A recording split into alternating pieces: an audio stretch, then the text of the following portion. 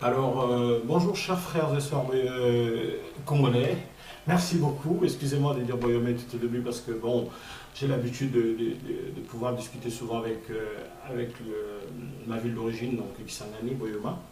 Mais aujourd'hui, je parle en fait d'un aspect tout à fait global sur ce qui concerne le social au Congo. C'est un point que nous avons beaucoup soulevé, nous, Congolais, même quand j'ai été faire ma campagne législative. J'ai pu rencontrer ces mêmes problèmes, ces mêmes sujets qu'on a eu à débattre pendant très très longtemps avec la jeunesse en organisant des journées de réflexion, des conférences, etc.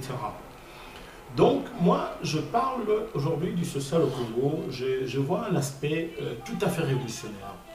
C'est-à-dire, nous devons plutôt parler d'une révolution sociale, parce que moi, je suis quelqu'un qui ne milite pas pour l'anarchie, hein, pour des divisions. Ça, ce n'est pas le vocabulaire que j'utilise souvent, mais plutôt voir les choses d'une manière assez pragmatique et surtout d'avancer parce que nous avons un peuple qui a besoin de nous. Il y a une urgence qui s'impose parce que les Congolais doivent manger. Alors, j'ai évoqué trois points. Donc, le premier point, c'est, euh, c'est la bonne alimentation. Le deuxième point, je parle d'une bonne santé. Et le troisième point, je parle d'une bonne éducation. Alors, je vais essayer de développer le premier point qui est la bonne alimentation, parce que c'est un point très sensible. Car le Congolais, moi je le sais, hein, je suis Congolais, je suis né et grandi dans mon pays, je suis venu ici seulement quelques années après. Et c'est vrai que ça fait un petit moment aussi que je vis à l'étranger, c'est-à-dire en Suisse. Mais connaissant mon pays, depuis tout gamin, je sais qu'il y avait toujours ces difficultés d'alimentation. Il y a des familles qui n'arrivaient pas à se nourrir correctement, chose qui a toujours continué et ça s'est encore empiré avec le temps.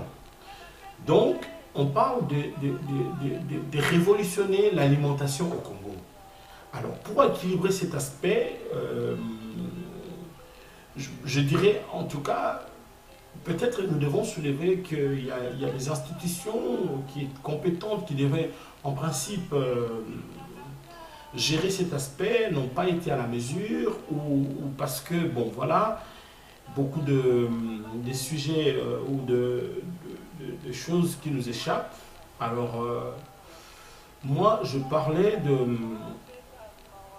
de penser à d'autres choses parce que le peuple congolais est en train de mourir de faim pendant que nous pensons notre temps à faire des débats qui, au fur et à mesure, nous divisent au lieu de nous mettre ensemble. Alors, moi, je dirais plutôt que les devoirs nous interpellent tous, très chers frères et sœurs, de créer une nouvelle stratégie efficace,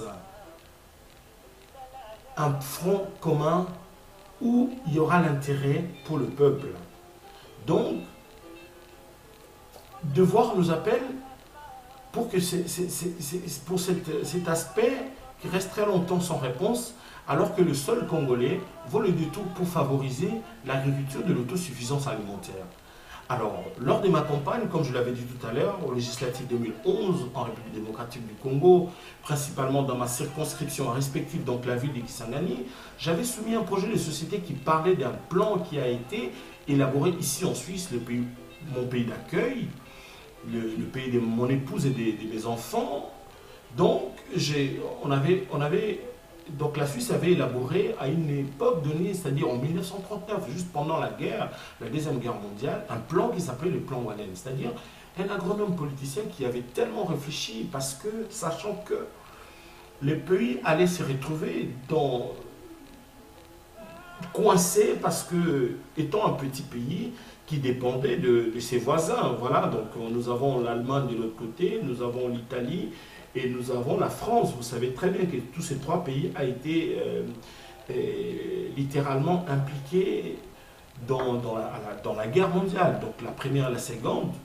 Alors, en ce moment, M. Wallen, qui est un agronome, politicien aussi de son État, il s'est dit ben, il faudrait créer un plan d'urgence pour nourrir le peuple suisse et que pendant que les autres seront en train de se bagarrer, pendant que nous aurons de l'embargo, nous n'aurons pas de moyens d'importer la nourriture chez nous, bah, il faudra qu'on ait nous-mêmes la nourriture. Alors en ce moment, il a déclenché les plans Wanel et c'était de faire l'agriculture d'autosuffisance alimentaire. Donc j'avais soulevé ces points avec de jeunes, étant avec de vieux, donc on a organisé des journées de réflexion. C'était super, c'était énorme et j'ai vu la motivation dans les Congolais et ça m'avait encore stimulé moi d'aller plutôt de l'avant que de reculer. Alors à ces points, moi je dirais plutôt de recommander le peuple congolais à ouvrir un front propre et surtout commun qui consiste à nourrir plus de 70 millions d'habitants. Pour vous qui vivez à l'étranger, pour vous qui vivez en Europe, pour vous qui vivez aux États-Unis, au Canada, partout, en Australie, en Asie et tout, vous qui êtes surtout de la diaspora, qui avez plus ou moins ces privilèges d'avoir des boulots qui fait que vous puissiez des fois aussi mettre de l'argent de côté, et surtout qui voulez rentrer au pays, aller investir dans l'alimentation et commencer par l'agriculture. Au lieu que vous ameniez la nourriture de l'Angola ou je ne sais pas d'autres pays qui nous entourent, il serait mieux que nous-mêmes nous puissions être producteurs. Parce que la fois passée, j'avais poussé une réflexion sur Facebook où je parlais du problème de la pauvreté au Congo. C'est-à-dire, le problème du Congo, c'est la pauvreté. Alors, pour que notre pays puisse avoir sa place et que le pauvre se sente lui aussi important au sein d'une société, c'est de rendre le pauvre producteur. Alors, déjà, voilà, je vous dis, il s'agit de 70 millions d'habitants qu'il faut nourrir. Donc, une probabilité de pouvoir investir dans l'agriculture et de se faire aussi de l'argent. Et cela peut toujours générer de l'emploi et pouvoir booster aussi l'économie nationale, chose qui est le souhait de tous. Alors, si nous observons ces dernières décennies, la réponse à ces constats se sont trouvées vers l'importation de l'aide extérieure. Donc de mesures qui coûtent cher et ne rapportent pas nécessairement le bénéfice escompté. Et la meilleure solution vient peut-être de l'intérieur. Alors, si nous regardons, il y a une surconsommation d'aliments importés, donc les mpiodis, les poulets, et cela consiste sur un danger de cette tendance à l'organisation de rendez-vous du monde rural, comme celui du Congo. Alors, nous avons pour effet de relancer l'intérêt des citoyens pour la production locale. Alors, mon discours en tant qu'acteur politique, leader d'opinion, et surtout citoyen congolais, c'est ça se repose sur cette révolution sociale sous une forme de slogan d'intégrité et de bonne foi. La polémique, la division, la distraction ne fera jamais partie de mon vocabulaire, car le Congolais a besoin de manger et de digérer. Donc voilà le premier point, j'ai essayé de le développer à ma manière, et je pense que vous aurez certainement un point de vue, ça serait toujours génial de pouvoir discuter surtout des choses constructives, au lieu de se critiquer, de s'insulter. Je suis là tout simplement pour donner mon point de vue parce que ma liberté de penser, je la défends loyalement parce que je suis libre de dire ce que je pense et surtout quand ça ne va pas au détriment des autres et surtout que je n'insulte personne. Donc je vais sur mon deuxième point qui est le problème d'une bonne santé. Alors, si vous regardez le deuxième point, il sera tout simplement la suite du deuxième point. C'est-à-dire mon premier point, on parle de la bonne alimentation. Et le deuxième point, ça sera une bonne santé. Donc, si vous regardez, tellement que nous sommes confrontés à une sous-alimentation aiguë et affaiblie, le taux de mortalité est très élevé au Congo. Donc là, on parle de l'aspect de l'Afrique en entier. Car les anticorps qui devraient être protégés par une bonne alimentation est tellement fragilisé. Donc nous nous retrouvons dans un environnement impropre car l'homme n'a pas assez de force pour travailler et n'arrive pas à sécuriser son espace de santé. Les microbes se développent, personne ne pense à la salubrité, les hôpitaux même sont infects, les zones ruraux ne possèdent pas des hôpitaux, etc. Alors, donc vous voyez que le point 1 rattrape le point 2. Donc les maladies sexuellement transmissibles par exemple, circule comme dans un marché aux puces, sans problème suite à une population très pauvre car les femmes utilisent leur sexe pour une activité lucrative sans tabou, et l'homme étant un grand consommateur du sexe, et voilà, le tour est joué. Alors, la gestion de l'argent de l'État, les contrats d'exploitation de ressources sont signés au détriment du peuple, l'égoïsme est né, les investisseurs sont repoussés. Les centres de santé sont, elles aussi, affectés par les hôpitaux, car les hôpitaux sont en manque de moyens, des infrastructures, sont en état de délabrement très avancé, le matériel, etc. Donc vous comprendrez, nous sommes là en train d'évoquer vraiment le plan, comme je parle, la révolution. C'est-à-dire nous avons commencé par l'alimentation, nous sommes par la santé. Je ne suis pas un expert de santé, mais je pense que ce que je suis en train de dire est tellement vrai, parce que le problème du Congo, ce n'est pas une équation à multiples degrés, mais tout simplement quelque chose de très visible qu'il faut l'évoquer et pouvoir en parler et surtout trouver aussi des solutions. Donc, je vais continuer à mon troisième point qui est tout simplement une bonne éducation. Donc, une bonne éducation est un facteur très important pour le progrès d'un peuple, d'une nation ou d'un pays. Aujourd'hui, les taux de scolarité a baissé dans nos écoles, les enseignants désertent de leurs fonctions pour d'autres activités, pas de salaire, les infrastructures en état de délabrement encore très avancées.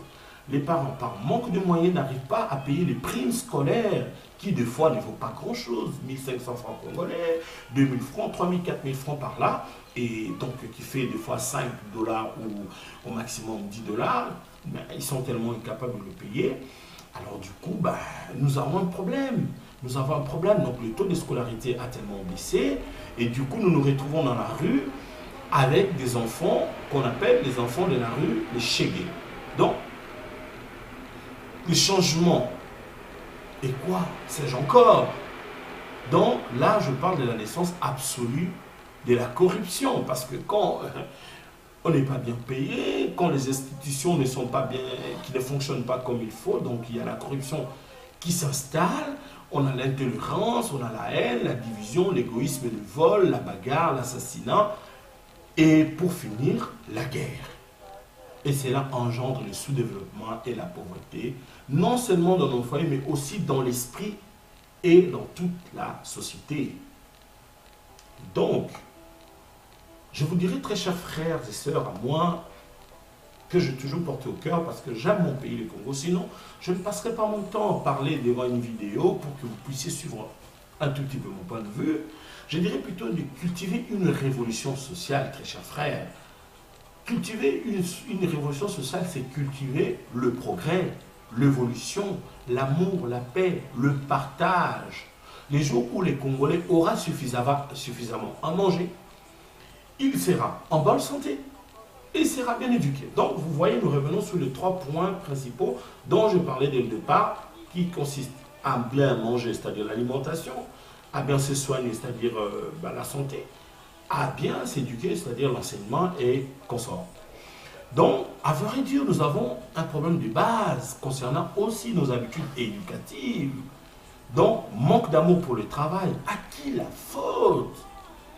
Nous sommes accros à la facilité, très chers frères africains, congolais en particulier.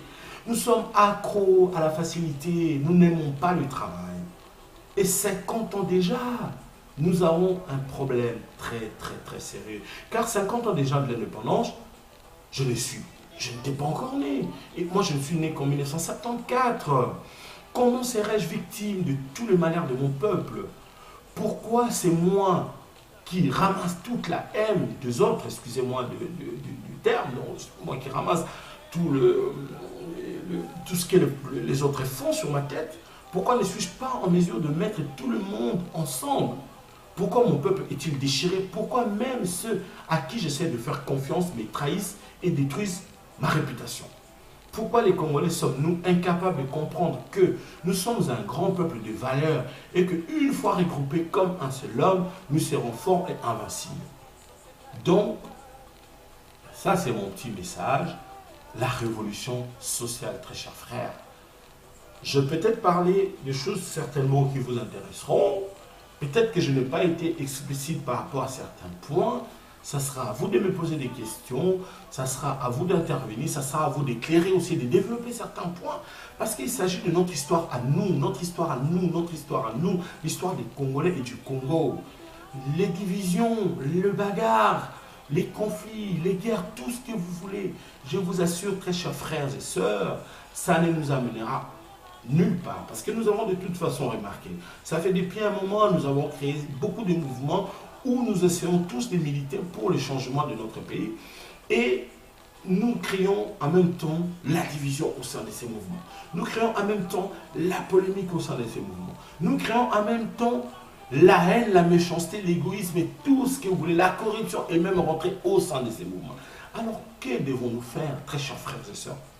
Je vous demande tout simplement d'apaiser votre esprit, d'être un peu plus tolérant, d'être un peu plus large, de comprendre que nous sommes à l'ère de l'épanouissement, à l'ère de la révolution, à l'ère du progrès, à l'ère où le Congo doit devenir fort. Si nous nous laissons emporter par cet esprit de division ethnique, cet esprit de division tribale, nous n'irons nulle part. Le Congo a besoin de nous, le Congo a besoin de s'épanouir. Le jour que les Congolais auront à manger, vous allez voir à quel point le Congolais est un génie, à quel point le Congolais est un savant. Alors investissez sur ce point, sur ces 3 points.